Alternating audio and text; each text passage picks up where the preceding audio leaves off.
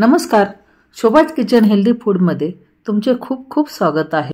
आज आपण colourful, spongy, जाळीदार, अगदी लहानच काय पण मोठे सुद्धा आवडीने खातील असा हा मऊ लुसलुशीत असणारा तांदूळ आणि डाळपासून बनवलेला, एक खाऊन मन भरत नाही तर दुसराही खायची इच्छा होते असा उत्तप्पा बनवणार आहोत।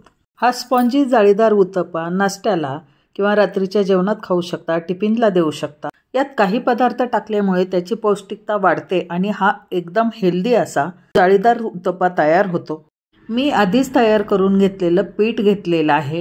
2 वाट्या जाड तांदूळ घेतलेला आहे, अगदी रेशनचा वापरला तरीही चालेल। अर्धी वाटी उडीद डाळ, अर्धी वाटी पोहे आणि 1 चमचा मेथी दाणे टाकून ते 6 तास भिजवलं आणि त्यानंतर बारीक वाटून घेतलं। पीठ वाटून घेतल्यानंतर उबदार ठिकाणी 5 ते 6 तास ठेवलं आणि त्यानंतर पहा किती फुलून आलेलं पीठ। काही पिठाचे मी इडली आणि डोसे केले आणि हे उरलेलं पीठ आहे, यामध्ये उत्तप्पा बनवतोय आपण।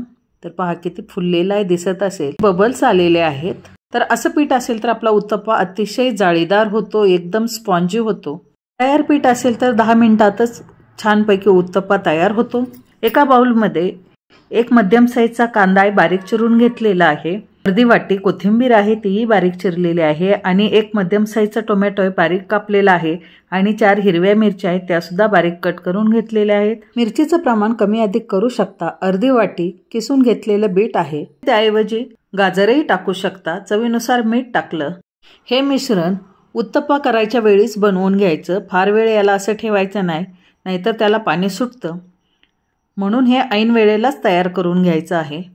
गॅसवरती पॅन गरम करायला ठेवलेला आहे आणि पॅनला तेलाचं ग्रीसिंग करायचं, त्याऐवजी तुम्ही लोणी किंवा बटरही वापरू शकता। मी इथे तेल वापरलेलं आहे। तवा व्यवस्थित तापलेला असावा, पळीने त्यावरती बॅटर ओतायचं।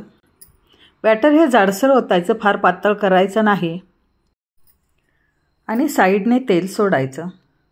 गॅसची फ्लेम मीडियम आहे।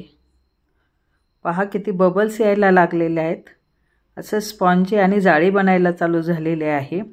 व्हिडिओमध्ये तुम्हाला दिसतच असेल, पहा किती सुंदर आणि स्पॉन्जी जाळीदार बनायला लागलेला आहे।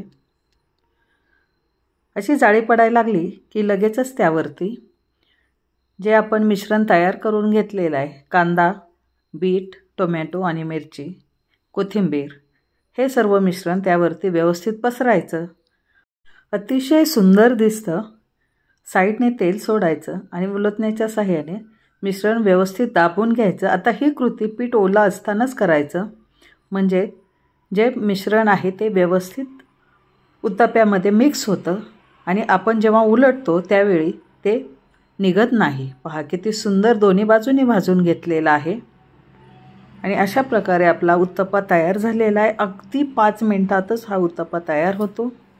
पहा किती सुंदर वाफाळणारा असा उत्तप्पा, कलरफुल, पाहूनच खायची इच्छा होते। तर जाळी पहा दोन्ही साईडने पहा, या साईडने सुद्धा जाळी किती आलेली आहे। आता दुसऱ्या साईडने पाहू आपण।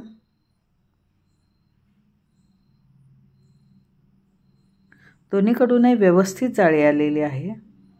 त्याचप्रमाणे आता मी दुसराही उत्तप्पा बनवून घेणार आहे। अजून एक आपण बनवून पाहू। अशा प्रकारे गोलाकार द्यायचा, जिथे बॅटर कमी जास्त असेल तिथे पुन्हा ओतायचं। त्याचे उत्तप्पे कसेही बनवले तरी अगदी स्पॉन्जी आणि जाळीदारच बनतात। पीठ ओलसर असतानाच त्यावरती कांदा टोमॅटोचं मिश्रण टाकायचं, तेल सोडायचं आणि उलटण्याने असं दाबायचं। उलटण्याने नाही तर तुम्ही हातानेही व्यवस्थित दाबू शकता। आणि हा उत्तप्पा सुद्धा पहा किती सुंदर झालेला आहे। अशा प्रकारे मी सर्व उत्तप्पे बनवून घेतलेले आहेत। अगदी काही मिनिटातच नाश्त्यासाठी चवदार, टेस्टी, स्पॉन्जी आणि कलरफुल असा पौष्टिक हेल्दी उत्तप्पा तयार झालेला आहे। नाश्त्यासाठी, टिफिनसाठी किंवा रात्रीच्या जेवणासाठीही अतिशय सुंदर लागतो, झटपट तयार होतो। मुलं भाज्या खात नाहीत तर अशा प्रकारे लपवून भाज्या त्यात घातल्या ते आवडीने खातात आणि त्यांना सर्व पोषण मूल्य मिळतात। आता हा उत्तप्पा तुम्ही फक्त नुसताच असाही खाऊ शकता किंवा खोबऱ्याची चटणी, शेंगदाण्याची चटणी कशाबरोबरही हा उत्तप्पा अतिशय सुंदर लागतो। रेसिपीप्रमाणे जरूर करून पहा आणि जास्तीत जास्त लोकांना शेअर करा, लाईक करा आणि सबस्क्राईब केलं नसेल तर सबस्क्राईब करा।